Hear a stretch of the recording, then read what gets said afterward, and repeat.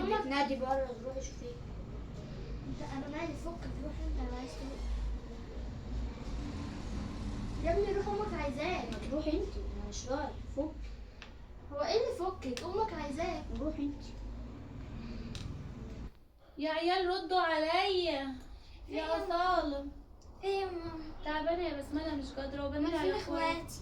جوه، مش حدش فيهم راضي يرد عليا. شوفيهم هما فين. حاضر. وممكن تعبانه بره وانتوا قاعدين ماسكين التليفونات؟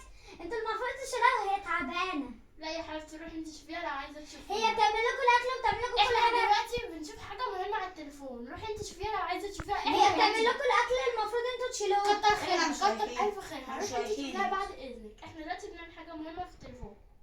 انت المفروض تروحي تشوفيها، هي كانت شايلاكي قبل كده، المفروض عشان هي شالتك قبل كده في تعبها تشيليها. وانت روخر. روحي انت. تعالي روحي. يلا روحوا شوفوها.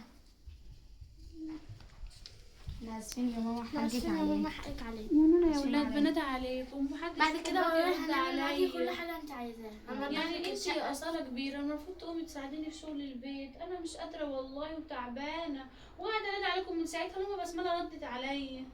معلش ينفع يا ماما، كده احنا يعني؟ اسفين. حقك عليا. احنا اسفين يا ماما. مش المفروض لما ماما تكون تعبانة نساعد ماما؟ عشان ماما هي اللي بتعمل لنا كل حاجة في البيت، حتى لما بتبقى تعبانة هي كمان بتساعدنا.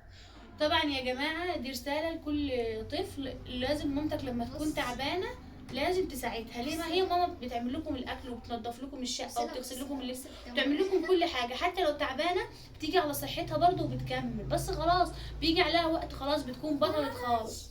ما تنسوش تعملوا لنا لايك واشتراك عشان يوصل لكم كل جديد. السلام عليكم ورحمة الله وبركاته.